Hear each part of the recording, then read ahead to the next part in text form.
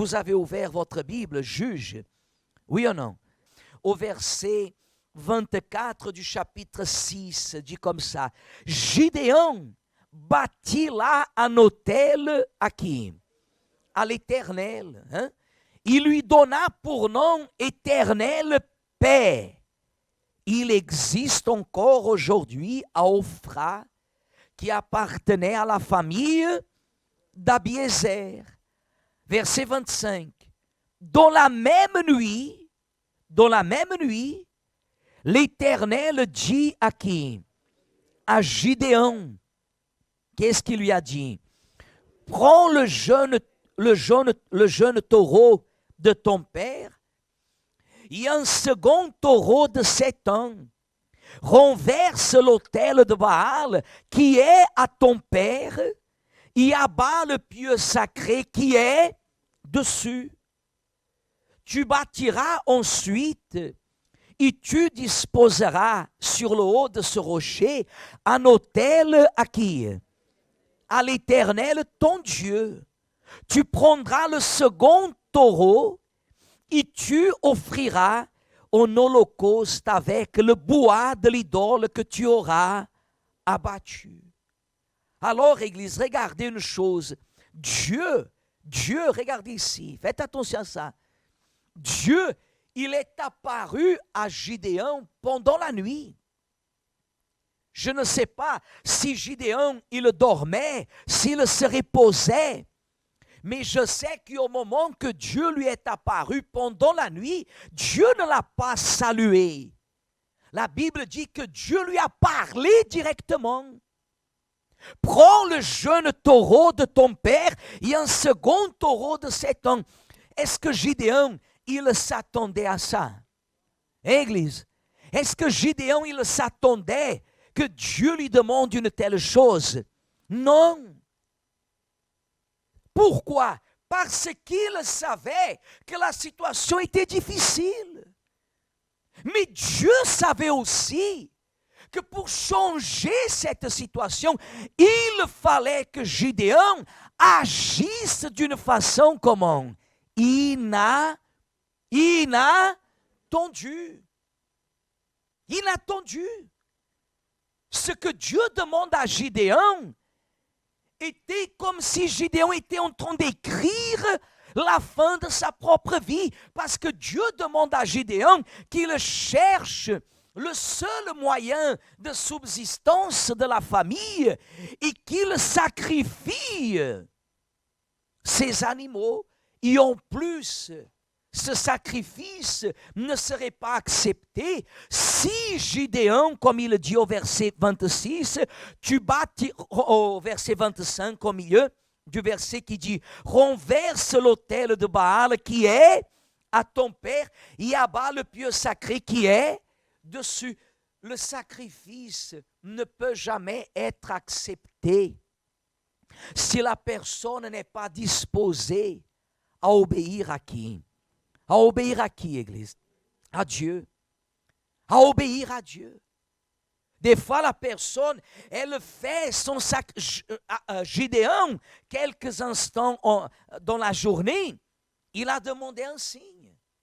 Il est allé préparer un chevreau. Mais il était en train de faire ce qu'il voulait. Rien d'étonnant. Il a eu la réponse. Rien d'étonnant. Pourquoi rien d'étonnant? Parce que il était en train de faire quelque chose à sa propre manière. Et l'esprit du sacrifice ne peut pas être comme ça. L'esprit du sacrifice, c'est quelque chose qui est inattendu. Inattendu, c'est comme ça qu'on dit, hein? Inattendu, répétez le mot. L'esprit du sacrifice doit être inattendu.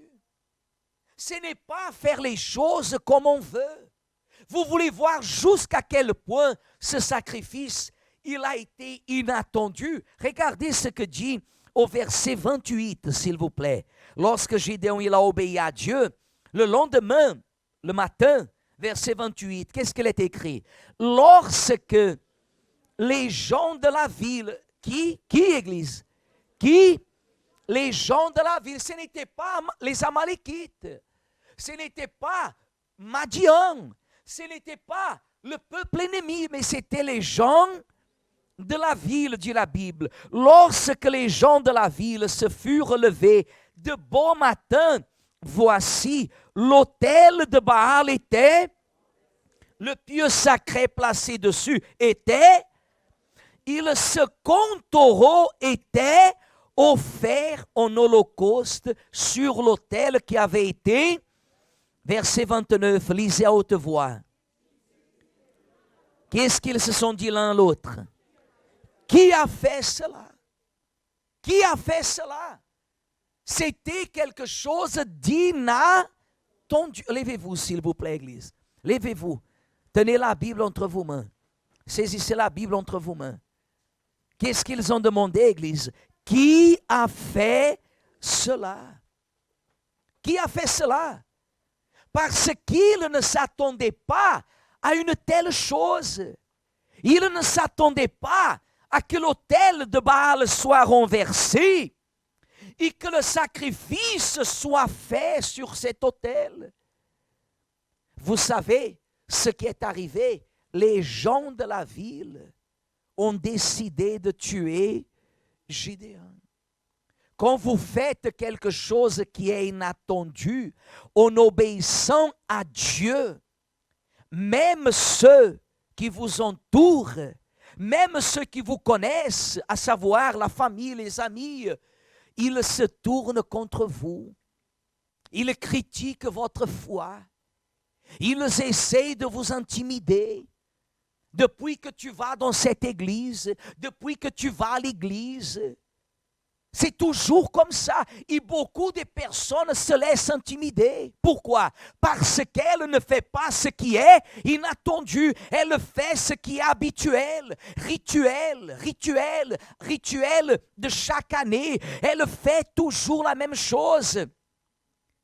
Elle fait toujours la même chose. Dans l'église, toujours le même sacrifice. Elle n'a pas une expérience inattendue. Une expérience inattendue, c'est quelque chose que nous décidons à faire et qui impacte notre vie. C'est pour cela que nous aurons 3 semaines, Église, jusqu'au 12 juillet. Du 6 au 12, lundi 6, mardi 7, mercredi 8, jeudi 9, 10, 11, 12, nous ferons les 7 jours. Combien d'années il avait le bœuf, le taureau? 7 ans. On fera les 7 jours de quoi? De sacrifice. Mais quel sacrifice? Inattendu. Ce que j'ai jamais fait.